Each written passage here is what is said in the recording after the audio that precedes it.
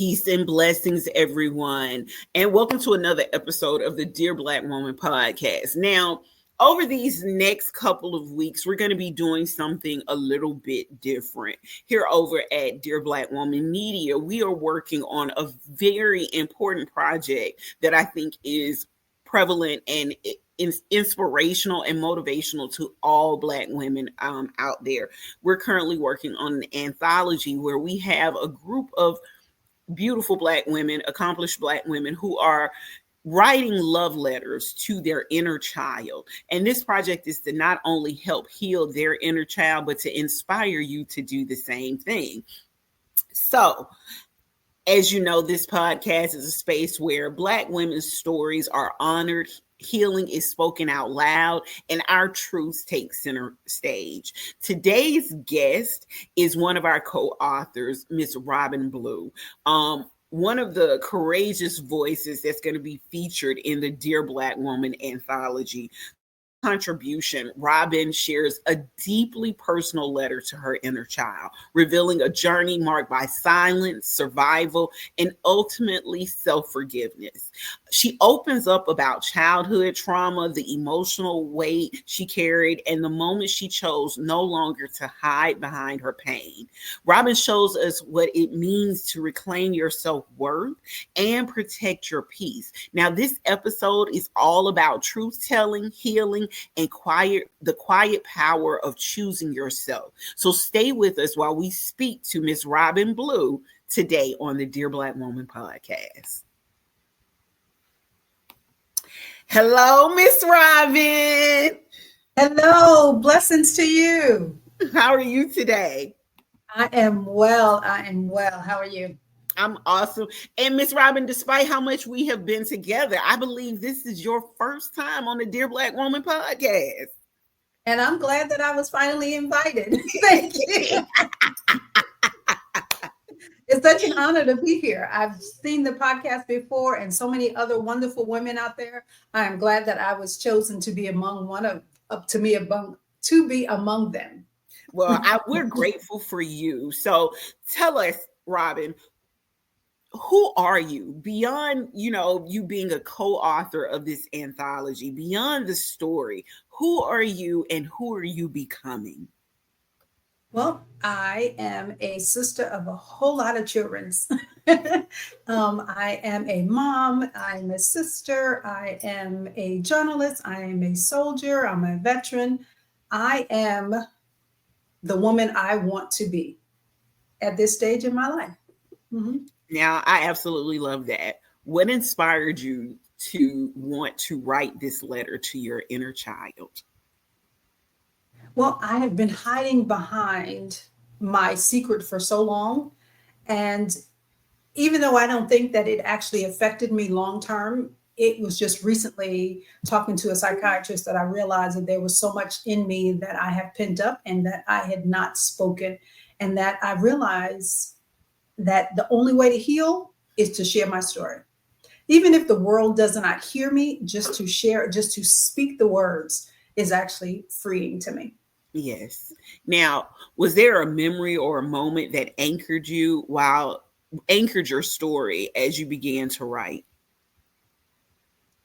I think what anchored me was finding out the truth, or at least my little girl's version of the truth. And that was that some people who were in my life there to protect me were not there actually protecting me. And I think when I hit that milestone during therapy, it opened a whole wave of things. And so when the opportunity came to actually write my younger self a letter, that's what I wanted to do. I didn't know another way to express myself. So writing a letter was best. Considering I'm a journalist, I thought, how dare me have the skills and not apply them to this situation. Yes, I love that. Now, you called your letter broken but not defeated. What does that phrase personally mean to you?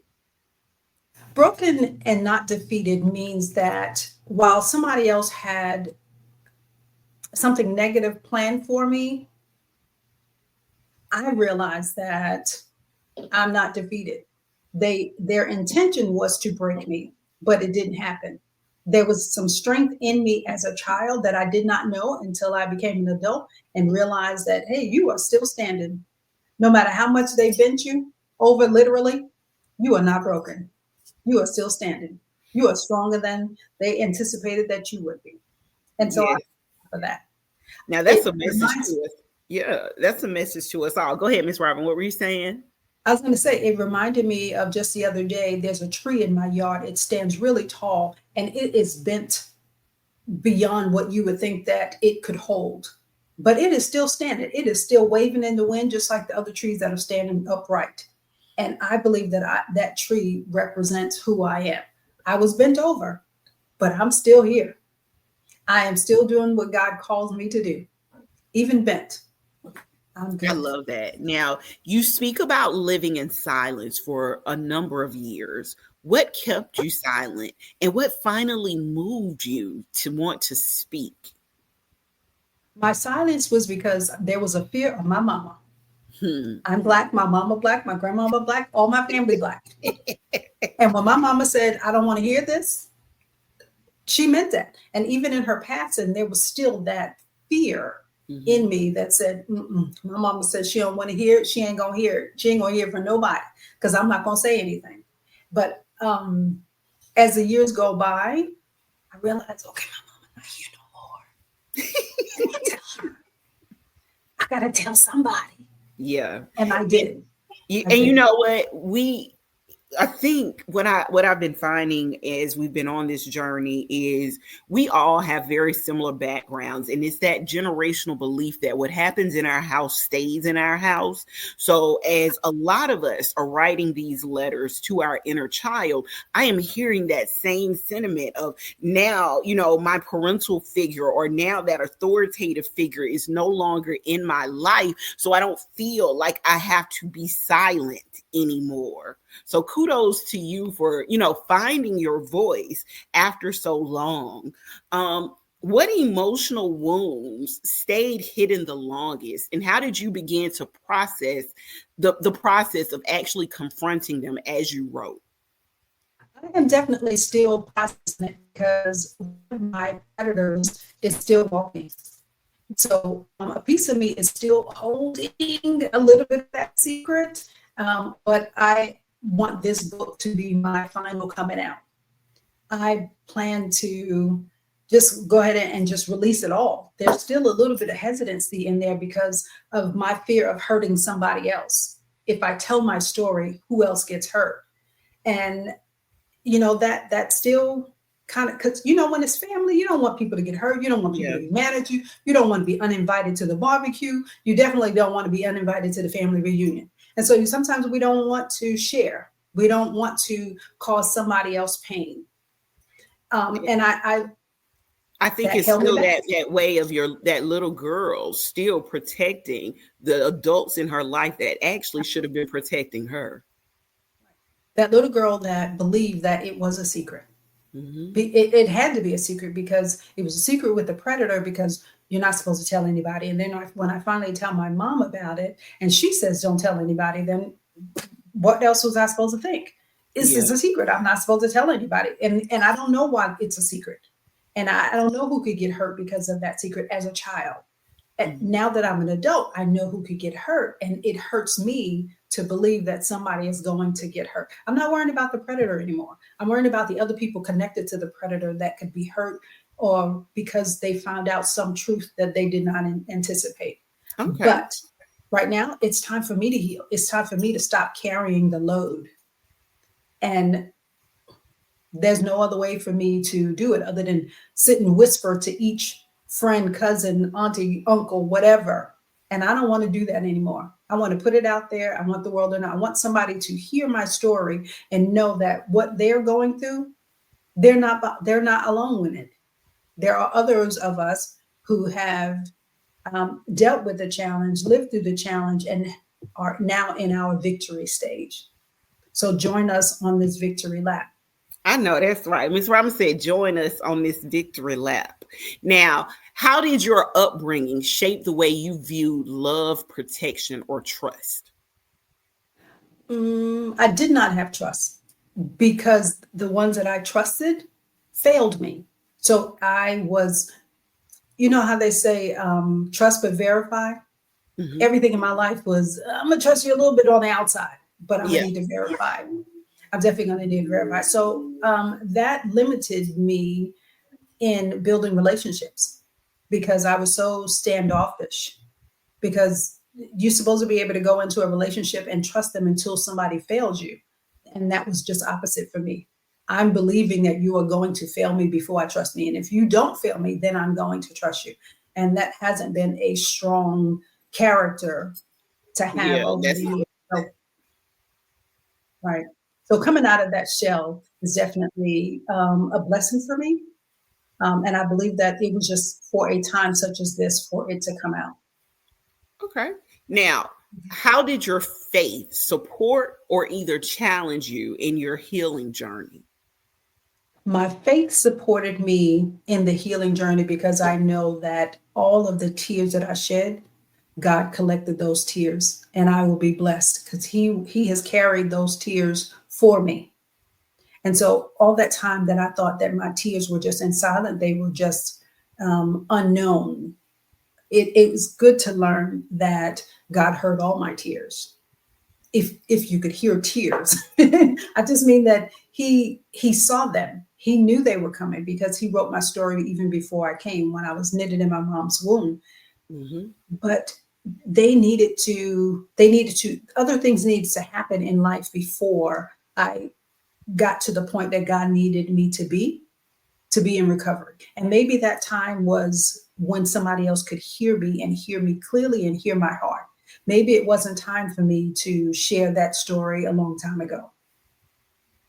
All those tears, I just believe that he has now collected, and my blessings are in those tears. And I only learned that from having a relationship with him. I love that. Now, was there a defining moment when you knew you had reclaimed your own self worth? I think I'm still defining that moment. I believe that I'm still becoming. I don't believe that my um, growth is complete. I think that I'm continuing to grow. This just happened to be one step in that. I Yes. can't wait to know who I am when I'm free of the load. Oh, I I love that. remember what did that maybe it was Erica Badu that said bag lady. Oh, yeah. Yeah. I'm ready to shed these bags. So I Yeah. am looking forward to who I am, who I'm becoming when I no longer am hiding behind or carrying these bags of guilt and shame. Yes. All of that luggage that you walking around traveling with has definitely has to be heavy for you. Now, It's getting lighter though, because I I love know it. that there's an end to the tunnel. Yes. With each healing step, you drop a piece of that load. Absolutely. Yes. Now, Absolutely. you've described yourself as a soldier for life. Can you break that down for us? Well, I am literally a soldier because my escape was joining the military when I was 2 weeks after graduation. I was like, I'm out of here. I don't have to deal with this anymore. I don't have to carry the luggage anymore, only to get to the military and find that I still had luggage to carry. It was just now in the duffel bag. And so I dealt with challenges because of my childhood in the military. However, that soldier, that discipline that I was charged to keep, that um, opportunity to lead others is still in me. And telling my story is just this opportunity to lead somebody else to their freedom, lead somebody else in speaking their truth. And so, yes, I'm a soldier. I was a soldier then, I didn't know it. I became a soldier, learned out all that they had in store for me, and today I'm still soldiering. Sometimes I feel like I'm marking time, but I'm moving forward when I need to. I love that. Now, what was the most difficult part about starting this journey to writing this letter, and the most healing part? The most difficult part was saying yes. Because unless I committed to it, because as long as there wasn't an obligation to someone else to have a start, have a draft, and have a finish. As long as there was not a commitment to somebody else, I kept putting it away. Mm-hmm. So to start it, to be accountable, to tell my story, it really set me in motion. So Yeah, and I'm looking forward to it. I remember you tried to get out of this too. I did. Yep. Every day. You did. You was I like, tried to only a piece of my truth. And then the encouragement said, no, stop protecting folk. And yeah. that's what I have to do. If It's your that inner accountability. child, if your inner child could speak back to you after reading your letter, what do you think she'd say to you right now? Well, considering I still deal with my inner child, every time I see a woman who is going through the same situation and I can relate, that's my Mhm. inner child saying, hey, don't let her go through it by herself. I had to deal with it by myself, but don't let somebody else do that. So I think my inner child um, is with me every day, every time I see someone else. And I think she would tell me to keep going. We got this. We got this. She may not have known it then, but I got her now. And I'm thinking that she's saying, come on, we got to do it. We have got to do it. I love Come this. on, little soldier. I love that. Now, how has your writing and sharing your story sort of shifted the way you show up for yourself now? Now I stand in my authority to say no, because I've come to realize that no is a complete sentence. As a kid, you couldn't get away with saying no because you were supposed to do what you were told to do. So no wasn't a regular or couldn't be done without some sort of accountability. Now I can stand in my no, stand proud in it, use my no as a weapon to protect myself. And so, nope. No, I'm not going to let you do that. No, I'm not going to let you talk to me that way. No, I'm not going to let you put me in a box. No, I'm not going to keep this secret if it hurts me. So, no, it's a complete sentence. I stand in it all day. What would you say to another Black woman who's still living in silence and trauma and with her trauma? Come on, girl. It's about you. It's not about them. As long as you are protecting them, you are hurting yourself. I would want her to know that it's okay to tell the truth. It is. It's not about them. And you don't even have to forgive them right away. That will come with time. But you do have to get out of that situation. Absolutely. In what ways do you now protect your peace and mental well being? I think my relationship with God helps me with that. I mean, because even if there's a bad dream, if there's a bad moment, if there's something happening in my life that takes me back there, I know that I can always go to God in prayer. And in that prayer, He's going to heal, He's going to protect, He's going to soothe. It's a comfort space. And no matter what nobody else says, God is going to keep that secret from me. Whatever I tell Him, He going to keep it. That's And right. Him keeping it, that is shedding my load. He says, take Now, my yoke upon me and learn of me. I'm looking bearing all my secrets to Him. looking back at the woman you were before you began your healing journey, what do you think she understood the most about love, safety, or even her own value? I, I didn't hear everything that you said, but Uh-oh. I I know said, that I said, looking back at the woman you were before you began your healing journey, what do you think she misunderstood about love, safety, and her own value? I don't know that I had value, because I felt like if I had value, then somebody wouldn't have treated me the way they did. So I was less than, because people that I grew up with that it did not happen to, apparently they had more value than I did. So it wasn't until I learned that, you know what? I don't care what you think. I've got to grow from this. I've got to be my own person. And the things that I have accomplished made me feel like I had some value. So it didn't matter that they tried to diminish me.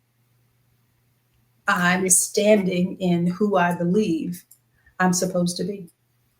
Now, a lot of Black women wear a strong face in public, which we've all admitted to doing that, while carrying deep pain in silence. What did that duality look like for you, and how did it impact your mental or emotional health?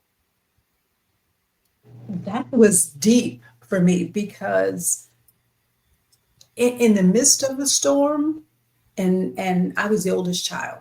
So there was a dependence on me. So even though I was hurt, I couldn't show that because I still had responsibilities. When I left home, now I had new responsibilities because now I got a husband and I got some kids and now I'm leading other people. So there was no room for a mask. I see that commercial all the time where the people hold up that little piece of paper mask and it's smiling, but on the inside they are hurting. That Mm-hmm. was me. I had a mask for both or for all occasions. Just which mask you want, which one you want. And that was challenging. It took maybe until maybe a couple years ago. I could count the years on my hand that I finally decided that no more mask. This is me. This is all of me. It's Mm-hmm. just now me with a little bit of Maybelline. But I'm not going to carry a mask. When I'm hurt, I want you to know that I'm hurt. When I'm Okay. happy, I want you to know I'm happy. And it's up to me when I get up and I put on my Maybelline. I've chosen I'm going to be happy today. God damn it, I don't care what nobody else says. Listen, I hear you. I'm with you on that. Now, when you were writing this letter, did you ever feel any resistance throughout this process from your emotions, from your past, or even your sense of identity? And what did you do? That's the most important part. What did you do with that resistance? Absolutely. Every paragraph I wrote, every memory that came up, that I hesitated to write it because, oh my God, somebody's going to see it, somebody's going to hear it, somebody's going to read it. Yes, there was a lot of hesitancy, but I still wrote because I said, you know what? Even if I just write it, I'm getting it out. Even if it never makes the book, I'm still getting it out. Even if it gets edited somewhere along the line, I've taken it out of my bag. That's one less brick I'm going to carry. And so I would tell other people that even if you're not ready for the world to know, write it down. Maybe write the letter to your younger self and mail it to yourself. I love How about that. that? You don't have to send it to somebody strange. Just get it out. Yeah, Getting it out made me feel better. Like I said, I'm not all the way healed. I am becoming, but I tell you what, it's a lot lighter than it used to be. I love that. I love it. You actually answered my next two questions, but I'm going to ask them anyway because maybe there'll be a little bit more clarification for someone who's out there listening. When you think about healing now, how would you describe it in your own words? And what part of the process has been the hardest for you to accept? The hardest, the hardest part was actually having kept the secret even after my mom left. And she left in 1994. And here we are 20 years later, and I have still kept that secret. That was the hardest part. Keeping it and not even having a reason or a justification for keeping it. That was hard. But at the same time, I didn't have somebody pushing me. I didn't have that accountability. I could promise myself that I'm going to tell, I'm going to write it, I'm going to do something. Nope. As long as there wasn't accountability, I didn't do it. So this gave me the accountability to get it done, to free myself. Now, in what ways do you now protect your peace and your mental well being? Nowadays, I just keep my distance. And as an adult, I choose not to let myself fall in those predicaments. I shelter myself. So the army taught me, and that's another reason I still say that I'm soldiering. The army taught me to always have a buddy. There was always a buddy system. So if you went to the bathroom, you had a buddy. If you wherever you were going, that was not a very public place, you should have a buddy. And I continue that today. I don't put myself in those positions that if I'm by myself, that you could catch me off guard. Yeah. Not gonna happen. And I would encourage other women. You don't have to do. There's too many Black women out here that share the same story. There's no reason that you should have to go anywhere that is inappropriate or could be dangerous by yourself. Don't go to the gym by yourself. Don't. I might say don't go to church by yourself. Don't go to the But gas station by yourself. Okay. if you, especially at night, At now night. because I Yeah. there are some days that I will go to the busiest QT I can find. Yeah. I'm not gonna go to one that's empty because my trust ain't there yet. Pray for me. But if I can have a Your buddy trust with system what's in the world, just with human trafficking, we cannot allow ourselves to drop our guards like that anymore. at all. So Yeah. if at all possible, if you are not out at noonday in the biggest crowd, in the busiest QT, in the busiest Walmart, on the Walmart camera, hey, I'm here, record me, because if I leave back out of here and I'm not by myself, I want somebody to know where I am. And the crazy part about that is there have been instances where you can look where women have reported they have been in Walmart, in grocery stores, and someone has followed them out of the store and around the parking lot, and to the point that they ended up walking back in the store to get security so that whomever was following them, they wouldn't be aware of what car they were in. There have been instances out there where women have given reports of multiple men in groups following them and their daughters around different grocery stores, shopping centers, all of that. So you do have to keep your head on a swivel and be on guard at all times. Yep, and carry your pum pum. Pum pum. Yep. Whatever you need to do, wherever you are, get it registered. Get the classes, know how to use it. I would prefer that women know how to use it and not need it than to not know how to use it or don't have the license to carry it. That's the Make most that a important priority. part. Yeah, is if you have it, I need you not only to have it, but to also know how to utilize it, because you need it for safety reasons and you don't want it to hurt you. I'm a soldier, so my pew pew is on point. Yeah. At 100 yards, 500 yards, my pew pew is on point. My ex was a veteran. Yeah. So he made sure we were actually trained in how to use several pieces of artillery. Husband takes my daughters to the range as often as they make the time to do it. For Christmas, we made sure that they are comfortable with their situation. My daughters travel a lot. They need to be comfortable wherever they are. So a soldier for life. I love it. Now, what does it mean to you, Miss Robin, to be a part of this Dear Black Woman Anthology project? This is so cool. If I could be just as corny as I want to be. I feel like I was always joining meetups to get to know other Black women, to make friends.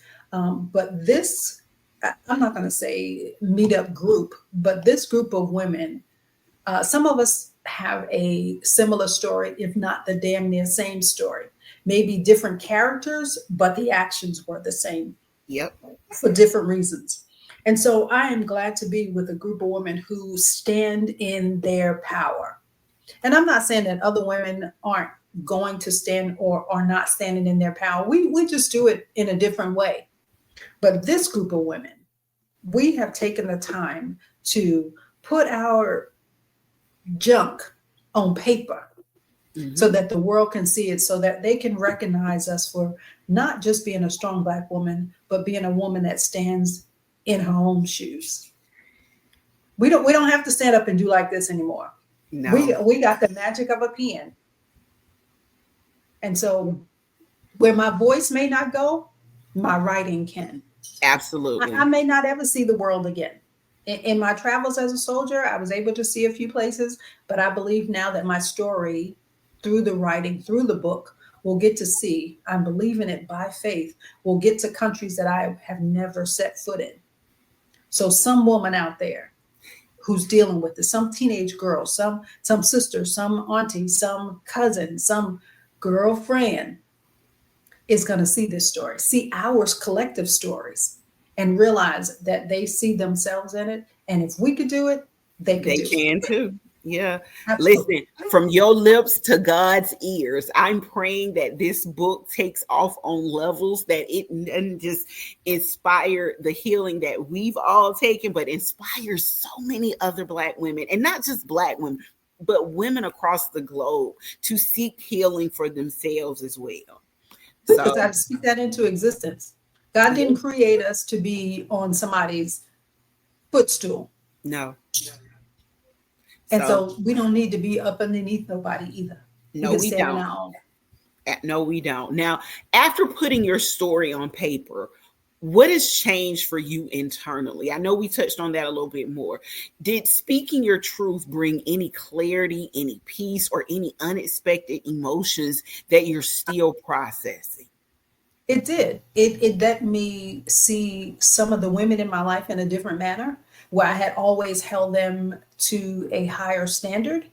But realizing some of the things that maybe would not have happened if they were not allowed, it made me look at them a little bit differently. And I just know that I want to pattern myself a little bit different. I knew growing up that, when I had kids, especially my daughters, I did things a little bit differently. But now, when I look at some of the women in my life and see some of the flaws, it allowed me to check myself like, hey, I'm sure they thought they was doing the right thing too. So are you doing the right thing? Yes, Robin, are you setting a precedence for the way things should be? So it allowed me to, look in the mirror just a little closer. Okay, I check love it. you. With that being said, Miss Robin, you said check you. What's next for Robin Blue? And what legacy do you want your story to leave for others? I think I want people to know that she soldiered till the end. She stood up for herself and she stood up for others. Talking about leading, she led all the way through. When she being me, became who God had created her to be, she led the charge. Everybody can't do that. And I'm believing that He has allowed me to be here long enough to do that. So I'm good.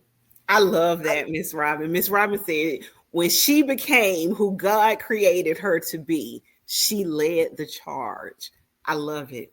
Soldiering for life, Miss Robin. Oh,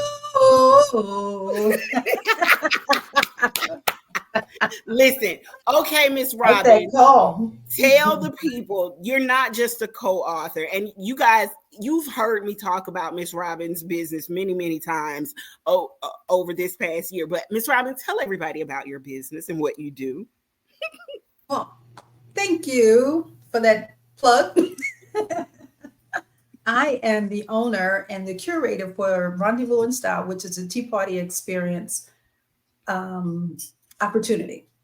I offer tea parties for young women, well, women of all ages, actually. Now we've added a new feature to our offering that we are starting at the toddler age, because you are never too young to know etiquette, to know discipline, to know motivation, to know your self worth.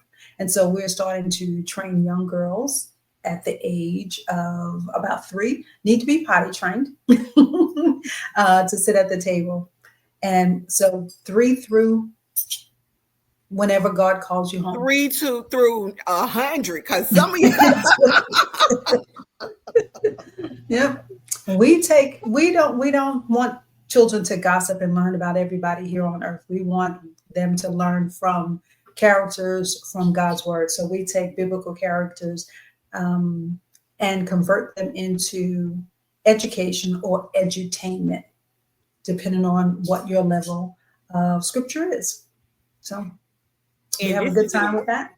Yeah, listen, you guys, this is an experience. And if you follow me on social media, you've seen a lot of posts. I attended one of Miss Robin's tea parties. Miss Robin has hosted tea parties for the Dear Black Woman organization. Miss Robin left out quite a bit in her explanation of her business.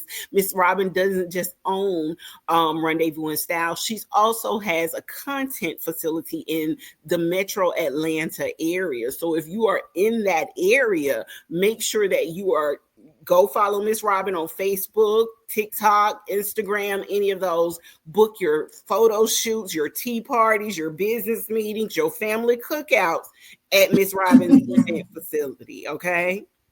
Absolutely. We have designed it for little girls so they can have a lot of different options for backdrops. We have a get dressed with me space. We have a space for you to do your boudoir photo shoots if you want to do that too. So we She are also here. has the space over there for those of you who are podcasters and need a facility with microphones and setup. Miss Robin actually has a room that is dedicated to that over That's there. the room that we're in today. Yes. That's So the room that come we're on. in today. See, listen.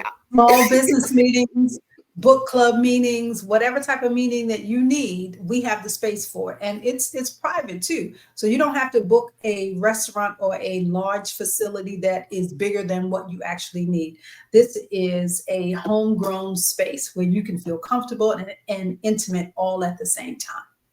So Now, we are rendezvous.ns on Instagram, rendezvousinstyle.com. We are Rendezvous in Style on Facebook as well. yes. TikTok, I think we are Sip and Spill the Tea. Regardless of what she is on social media, you need to hang out with Miss Robin. And she left out some more information. So if you book a meeting or event over at Miss Robin's content facility, also make sure you ask for a menu. Because Miss Rob, yeah, ask for a menu. Don't go over there and try to don't bring in no food. I'm telling you, ask for a menu. You will not regret it. Okay, just ask for a menu. My husband's a veteran. He's a retired chef, and he's also a retired police officer. So we got you coming and going. Yeah, we got you protected. We got you fed. We got you entertained.